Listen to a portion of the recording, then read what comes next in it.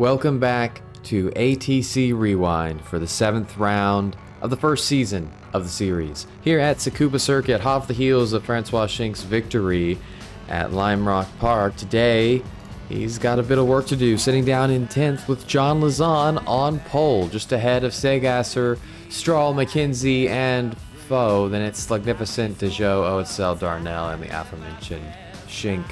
They sit there waiting behind the pace truck to get kicked off. Outside the top 10 is Blondal, Akin, Cox, and Camilleri. 14 cars gridding today, a solid number for Season 1. This is the halfway point of that season. Francois Schink currently leading the championship as the drivers prepare for the 7th of 13 rounds. Pretty moderate conditions, so not too many challenges or surprises beyond the pit stop these drivers are going to have to make for fuel. A 1-hour race about to kick off here at Tsukuba. Small track, but only 14 cars, so it should be an interesting one. John Lazan is going to lead us off. And we wait for him to go. He's waiting all the way up to the last moment. It looks like they are going now. We are green here at Tsukuba. Into turn number 1. John Lazan holds that inside line really tight, just defending it from Segasser, from Stroll, McKenzie, Foe, Magnificent, OSL behind. McKenzie and Foe side by side as they come into the first hairpin. McKenzie's going to win out there. Now Magnificent, he puts a nose up the inside. And those two are going to go side by side in the next corner, but it's not going to work out for the Slug, and he will have to drop back. Lazan leads, Segasser second, Stroll third. Then it is McKenzie, Foe, and then, oh, look at this, Joseph Oetel going around the outside of Magnificent, and Francois Schink making a move up on JB Dejoux. He already got around Mark Darnell at the start. Now he's trying to get around Dejoux on board with Schink. And he had to back out going into the final corner. Dejoux up on the curbing a little bit. We'll see if he can get a run down into turn number 1. John Lazan leads the first lap here at Tsukuba. Segasser close behind. Then it is Stroll and McKenzie and then Foe. And look at this, Schink. It looks like he may have gone for a move on Dejoux into turn number 1. But still a bit too far back. On board again.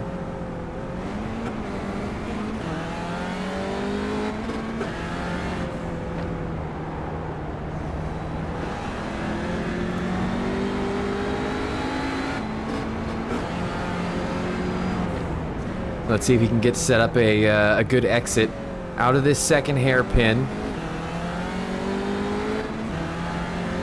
A ton of slipstream put off by these cars back then. So even at Tsukuba, you're going to see these guys get really close on the back of each other, and Francois gets a really good run out of the corner. He has nowhere to go with it, though, and so I think he's going to have to stay behind Dejoux for another lap. Further ahead, McKenzie under a lot of pressure from Roman Foe, and this is the battle for 4th place between these two. And coming into the second hairpin, you see Schink back there. Oh, Foe lost control, goes in between McKenzie and Stroll and into the barrier. And that is going to deal some damage to the front right side of that car.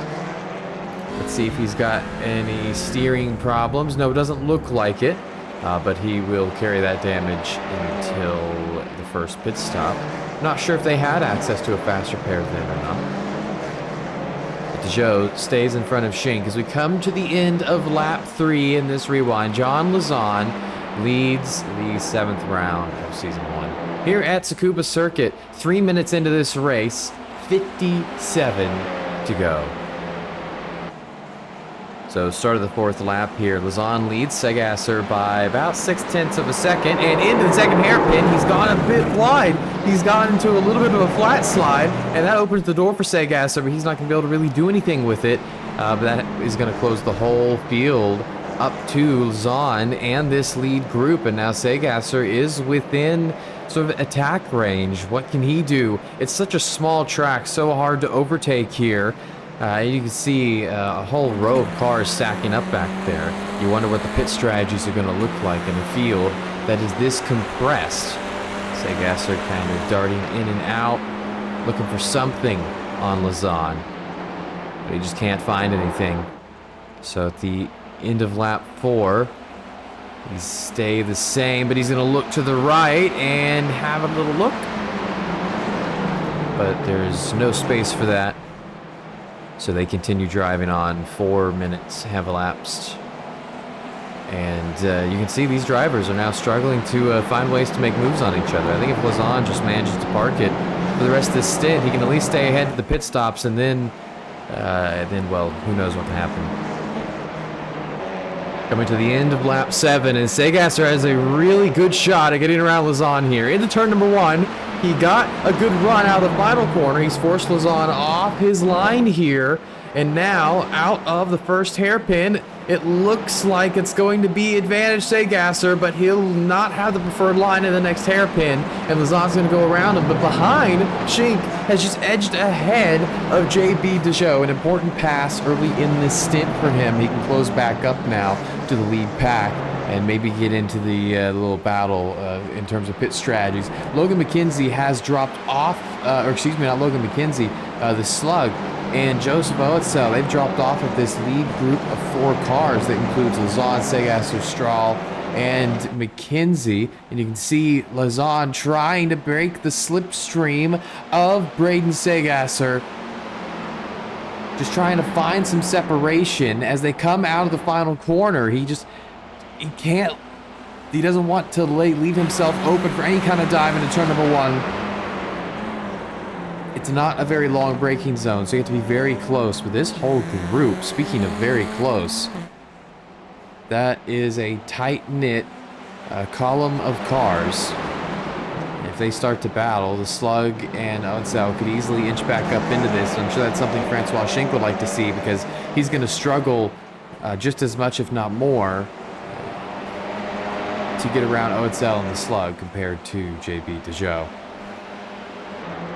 Coming to the end of lap 11, this is the battle for 9th. Mark Darnell, August Blondal, and Roman Foe. And Roman Foe's going to look for a move on Blondal to turn number 1, and he's gone a little deep, and maybe the door closed on him a little. More damage to Foe's machine. Blondal is misplaced, and it looks like he may have to stop that car. It looks like the front right's broken. That is a broken car. And Roman Foes looks like it may still be running, but Blondal not able to make that corner. Cockayne goes through, Cox goes through, and Blondal's race might be over. Coming up on being 1/4 of the way through this race, lap 15, Lazan, Segasser close together, Stroll, McKenzie close together. Very hard to find anything in that hairpin, though. The Slug goes a little wide there, but gets a good exit and goes up and around Oetzel. Schink is closing in on their little group. Lazan and Segasser pulled away from Stroll and McKenzie, so we have 3 groups of 2 cars up front. There's another 2-car group further back, Mark Darnell and Roman Foe. And then JB Dejoux is kind of out on his own in the midfield. Off the final corner, at the start of lap 19, Joseph Oetzel very close to the Slug in this battle for 5th place. The Slug's going to actually go defensive into turn number 1, and Oetzel making it work around the outside. Can he get a good run off the corner? Yes, he can. And Francois Schink, he's eating this up on board with Schink as these two go into the second hairpin. Oetzel trying to find the grip. Slug goes a bit wide, and now Schink trying to stick a nose in. Slug, oh no, him and Oetzel come to blows, and Oetzel into the wall, and that is his day done. That car is busted, and he tried to close the door on Slug. Slug was trying to keep his nose in there, and it just did not work out for either of them, and Roman Foe goes through on him. That may be the end of his day. He's trying to limp back to the pits to pick up that fast repair, but it's going to take some time. So Schink didn't end up having to deal with Oetzel at all. He's closed up onto the bumper of the Slug. Slug going wide there into the grass. And now Shink's going to have an opening into the hairpin. Can he close the door completely? No. Slug keeping the nose in. Has that preferred line, but Shink's going to get a really good exit here. And he'll have this preferred inside line, but can Slug hanging around the outside. Shink over the curbing a little bit too much, and the 18 has some trouble keeping the speed up on exit, so Slug's going to inch back ahead, down to the final hairpin. Who's going to get the better exit? Slug will be able to get the power down earlier than Shink, and he's going to come back at him and kind of squeezed over to the right side of the track, but he comes all the way back alongside him to the final corner. Oh, and a little bit of contact. And Shink works it around the outside. How has he done that? And they've battled for an entire lap, and they still make contact. Shink says, I need space. The track is running out there. More contact through the first hairpin. Now Shink has the advantage. Different spots. Or they switch sides now, and I don't think Slug is even going to be able to really do anything here now. Shink is fully by, and what an overtake. What a battle. Great defense by Slug, but Shink has managed to wrap that one up cleanly. And actually behind them is Oetzel running with his fresh new car, and that happened to him within the fuel window. So at the very least, that's his fuel pit stop.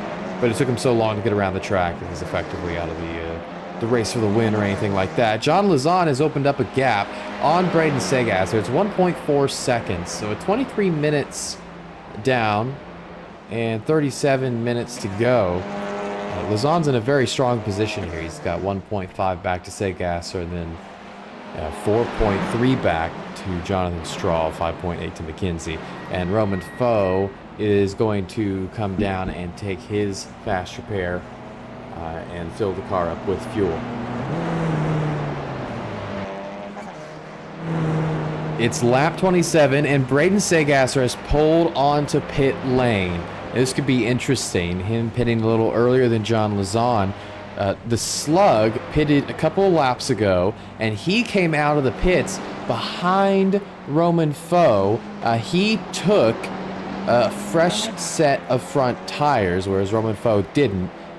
So the Slug currently trying to make that gap back up. We're looking at Braden Segasser, and it does look like he's also taken fronts. Now his pit stop was 4 seconds faster than the Slug's. 20-second stop compared to Slug's 24, but Roman Foe only had a 14-second stop, so it seems like the Slug just had maybe a slow stop. We wait now for Lazan to pit, and now that Segasser's taking tires, it kind of gets interesting. Does Lazan stay out and risk getting undercut? Does he even take tires when he pits and just try and hold the lead? I think he could probably get away with that, but it'd be interesting to see which strategy he decides to let play out there.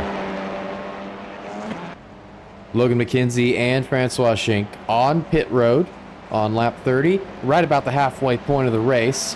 So they are definitely trying to time this to maximize the tires. Braden Segasser goes through on them, so he'll be well and clear of that little group. McKenzie comes off pit lane, trying to stay ahead of Spencer Cockayne, who has not pitted yet, and he successfully does so. Stays ahead of Roman Foe as well. Foe's not that far off of McKenzie, considering what happened earlier in this race. I mean, he went wide of the hairpin. Cockayne gets a bit loose there. Foe went wide of the hairpin at the start, got damage. He had another incident where he picked up damage, so he's in a pretty good position considering what has happened to him. We still wait for Lazan to pit, but now Segasser has fresh tires and is trying to undercut the leader by setting as fast a lap time as possible. As Roman Foe now gets around Cockayne, and now he's free to go hunt McKenzie. Shink does come out behind Roman Foe, so that is a little wrinkle in his attempt to hunt down McKenzie. So it'll be interesting to see how that one plays out. Right now, McKenzie holds a 2.1 second lead over Foe, and then Shink is another 4.7 off of Foe. Jonathan Strahl on pit road. Braden Segasser just went by him, and now I think McKenzie might be about to go by him. Yes, there he goes. Just ahead of him on exit, and Strahl tries to push to get alongside, but can't do it. And Roman Foe closing up on these guys as well. So Strahl ends up a bit out of sorts here, loses out, and I think these guys on fresher tires may have undercut him a little. So this could mean the battle for the lead is going to be interesting. I mean, Braden Segasser was about a tenth faster than John Lazon on that last lap. Or no, excuse me. On the last lap, he was actually half a second slower than Lazon. So Lazon may be combating the undercut and proving that the overcut is really, really what you need here. It looks like something has gone wrong for the Slug, because he's now well off this group. I'm not sure. He may have hit the incident limit, but he is now sitting all the way back in 12th. McKenzie still leading Strahl and Foe, but those margins are close, and this battle for the top 5 is going to be really tight by the end of this race. 27 minutes to go. We are on lap 35. John Lazon leads. So here's an interesting wrinkle. Logan McKenzie and Jonathan Strahl are catching Braden Segasser as John Lazon comes into the pits. And look at this. Segasser really struggling there out of the hairpin. And I'm not quite sure what's going on here. I wonder if he just put a lot of fuel in the car and actually did not take tires, and as a result is really struggling. His last lap times were really off the pace. And look at this. McKenzie attacking him out of the final corner. Gets a nose into turn 1.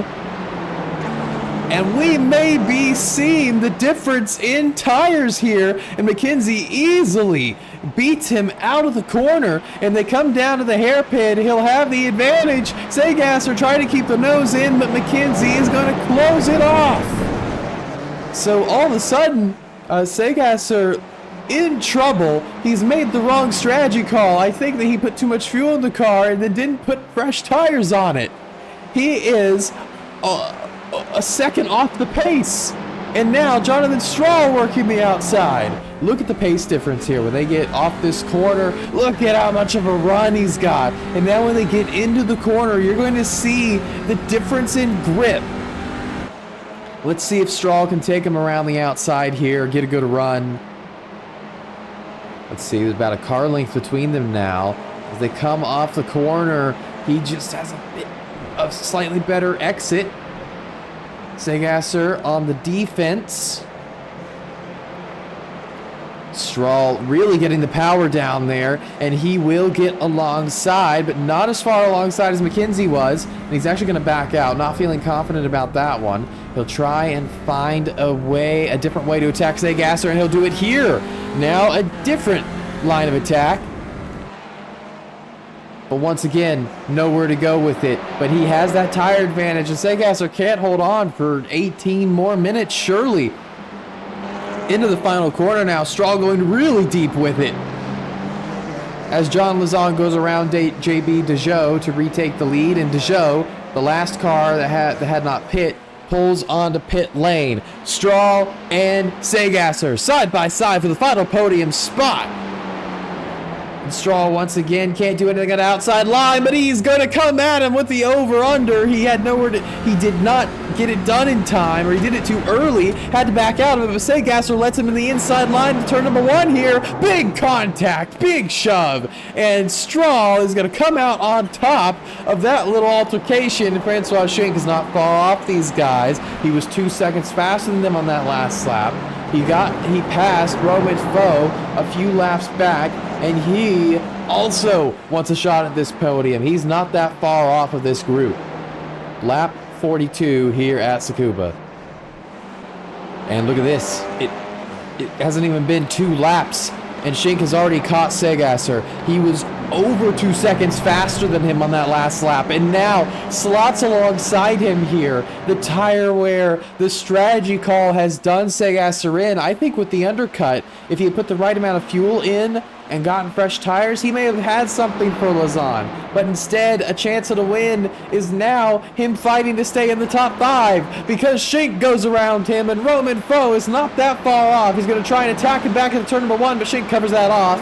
And he's really not going to be able to do anything about it because he's just got such a tire delta. He may as well be in a different class. The delta between these two guys is almost the delta between a TCR car and a GT4 car at this point. Now lap 45, less than 15 minutes to go, and Roman Foe is trying to sneak back into the top 5 here. He qualified 5th. He'd certainly like to finish there. Segasser started in 2nd, and this bad strategy has dropped him to 5th. Could drop him all the way to 6th. The JB Dejoux isn't even that far behind either. He's only 3 seconds off of this little couple, and a big touch there. Segasser gets a little sideways, and now he's going to have to defend as JB Dejoux continues his hunt. He closes down 3/10 off that corner exit, and Segasser, he yields. He says, I've got to go pit for tires, but he goes over the pit entry line, and he may pick up a black flag for that, and that's going to be the end of his race. Wow. He went from competing for 2nd place all the way down to the bottom of the grid. He's come down pit lane. He has to take tires. That is incredible. So JB Dejoux will go through and get promoted to P6. Joseph Oetzel up to P7 after having his car destroyed earlier in the race. So that's great for him. 14 minutes to go for John Lozon to bring this one home. John Lozon picks up the white flag here at Tsukuba. He has led every single lap of this race. Segasser had a couple of goes at him, but the strategy flub resulted in his opponents falling away. Jonathan Strahl ended up maybe just not having the pace. McKenzie got around him, and McKenzie was already well off of Lozon's pace, so really no contest. It's been an hour of racing here at Tsukuba Circuit, but for John Lozon, it has been nothing but roses. A beautiful drive, and he is going to pick up his first career AlphaTauri Challenge victory. Flag to flag for John Lozon. He wins at Tsukuba Circuit. What a drive. Logan McKenzie off the final corner with Jonathan Strahl a second behind. He will come home P2. Strahl P3. That rounds out your podium. And Francois Schink will end up P4. A solid recovery drive from him after qualifying in 10th place. Roman Poe off the final corner. He finishes in 5th. JB Dejoux was hunting him down there in the end, but could not close the gap all the way. He settles for 6th. Joseph Oetzel 7th. And the Slug 8th. Braden Segasser ends up in 9th after all of that. Mark Darnell 10th. Spencer Cockane 11th. Wiley Cox 12th. August Blondal 13th. And Joe Camilleri out and 14th. And that is the end of this drive around Tsukuba. And there's Logan McKenzie celebrating John on his first career win, and that is certainly a sweet one. Lozon did sit on pole for the race at Texas, came very close to winning that one, but it is here at Tsukuba where he went from pole to win, and that is going to conclude this edition of ATC Rewind. Round 7 of Season 1 is over. And Lozon prepares to celebrate. Your final results from today's race.